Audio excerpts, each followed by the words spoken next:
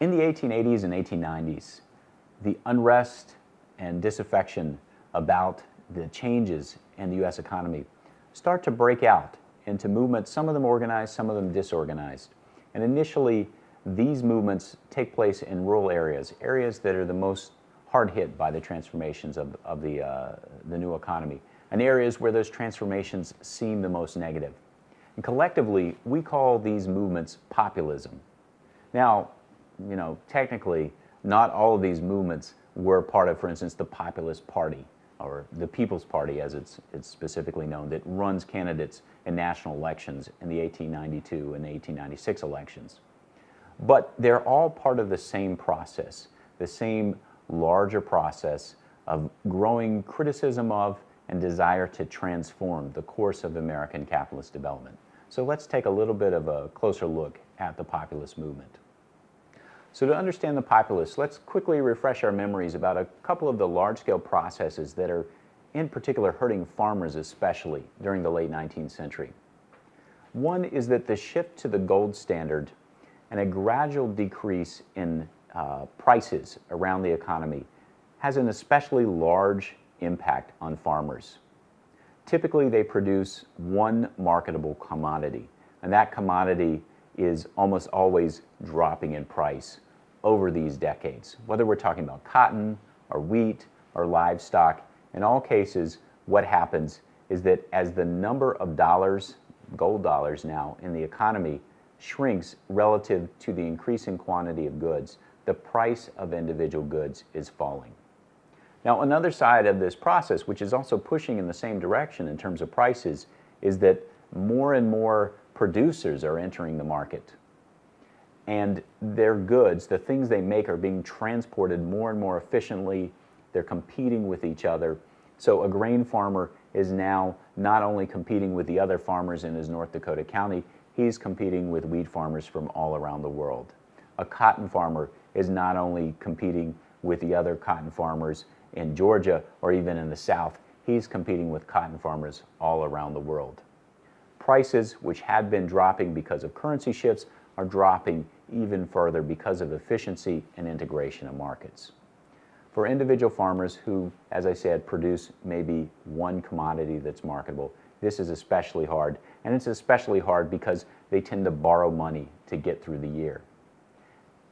Over time, the drop in prices means that the dollars that they pay back their loans with are really more expensive to them than the dollars that they borrowed in the first place. So they are losing ground dramatically over the course of the 19th century. And often, whether they're sharecroppers or farm owners themselves, they find themselves further and further in debt with each year. Now, whether we're talking about farmers in the Midwest or farmers in the South, and whether we're talking about white farmers or talking about black farmers, they all in the 1880s and 1890s share this one common issue, and that is that politics, normal politics, is not going to provide any kind of solution to their broader problems. The two political parties have essentially united around the policy of the gold standard and price deflation.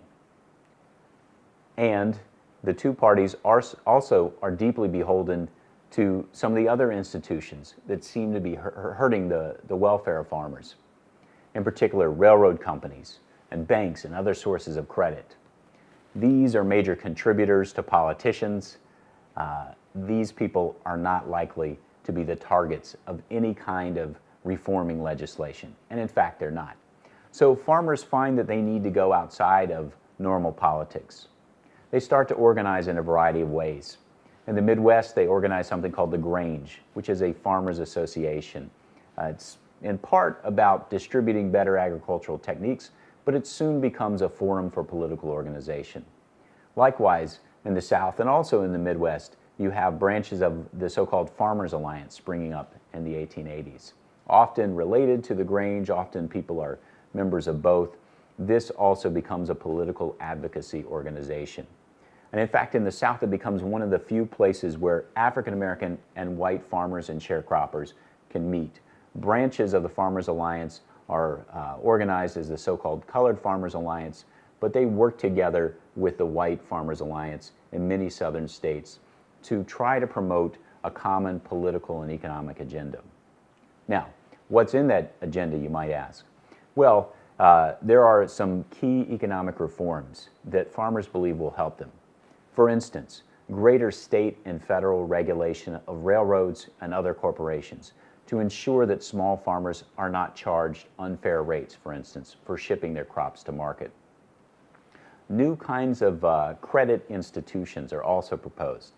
For instance, one of the favorite ones is a kind of commodity bank, an organization to which all farmers belong that will store crops like cotton or wheat, not only to sell them at a time that's more advantageous and to reduce the profits of the financial markets, which are playing and gambling with these commodities, but also to hold them so that they can be used as collateral. And by using them as collateral, Farmers Alliance thinkers and policy experts believe they're going to be able to create a new stream of credit that goes to farmers, because most farmers can only borrow from local store owners and other sorts of extortionate institutions. In fact, most southern counties don't even have their own banks. All the credit that's flowing to them from the world market is flowing through local store owners and large wealthy planters. This route around those kind of institutions of credit, farmers believe, will help to ease the problem of getting enough money so that they can plant a crop and hopefully eventually get themselves out of debt. But finally, the other thing that these groups do is they literally organize third-party movements. And all across the South, in particular in the 1880s, these third-party movements threatened the hegemony of the standard Democratic Party, which is really in the national picture not so different from the Republican Party. They threatened the hegemony of the Democratic Party, and they also threatened to take over Southern politics. Because, of course, in those states, farmers and sharecroppers are still a majority of voters. The one thing that the powers that be have going for them is the ability to split white farmers and sharecroppers from black farmers and sharecroppers, and to do so by playing the same old race card, employing the same old technique of suggesting that whiteness brings a psychological wage. If they can't do that anymore, if colored farmers' alliances and white farmers' alliances can really work together, then the existing power structure in the South is really going to come under threat. And this is what Southern senators and representatives are really worried about by the early 1890s.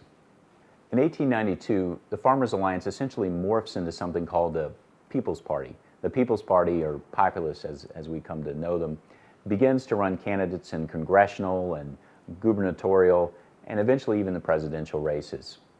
In 1896, in fact, the People's Party is so successful that the Democratic Party does its best to incorporate the People's Party. It names their favored choice for president as the Democratic Party's choice for the presidential candidate, and that's William Jennings Bryan.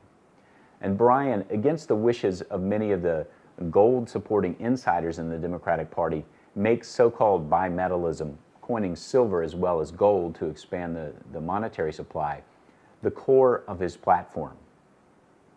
But what happens is that he loses, and he loses big. The Republican Party is able to organize in a massive campaign that draws on the funding of large corporations and also sweeps in traditional Democrats who are afraid of what they see as the sort of rural revolt that the People's Party has brought into the ranks of the Democratic Party. The Republican Party is able to bring all these elements together, unite them in a massive victory for its candidate, William McKinley. And back home, in the rural districts, in particular of the South, the Farmers Alliance, which has turned into the People's Party, is starting to splinter. And not only is it starting to splinter, it's being pushed out of politics in general. Because in the southern states, Democratic politicians from the old-style Democratic Party have decided to launch a series of campaigns for what becomes known as disfranchisement. Disfranchisement is literally pushing African Americans completely out of politics, taking away the right to vote. Over the next 15 years, through a series of means like literacy tests and poll taxes, and other kinds of processes, other kinds of laws that specifically discriminate against African American and poor voters. And there's even one called the Grandfather Clause, which says you cannot vote if your grandfather was not a free man. And this automatically pushes out many of the descendants of former slaves.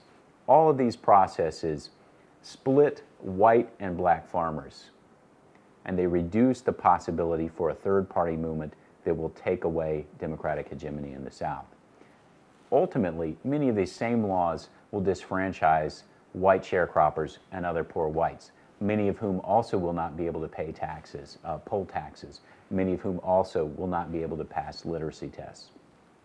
But the effect of these developments on both the national and the regional level is to destroy the populist movement. There's one story that's particularly sad, and that's the story of Thomas Watson. Thomas Watson was a fiery reformer in the 1880s. He comes up through the ranks of the Farmers Alliance and the People's Party. In 1892, on the People's Party ticket, he wins election to Congress, and he becomes the vice presidential candidate of the People's Party under William Jennings Bryan in 1896. But with the defeat of populism and the rise of disfranchisement, Watson has a choice. He has a choice to go with the defeated remnants of his party, or to accept an increasingly higher paid series of jobs from the sorts of people who run the Georgia Democratic Party in the 1890s and the 1900s. And he takes the latter option. He becomes an editor for a very conservative newspaper. And in 1913 and 1914, he literally advocates the lynching of a Jewish man who's been accused of raping and killing a white Protestant textile mill worker. In this case, the Leo Frank case, Watson's behavior is particularly shameful.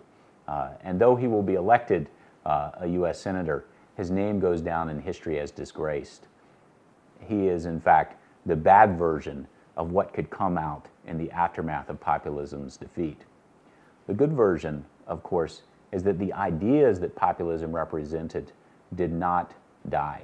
They survived and would be incorporated into a series of other movements, which would eventually transform the American political economy in some very interesting ways.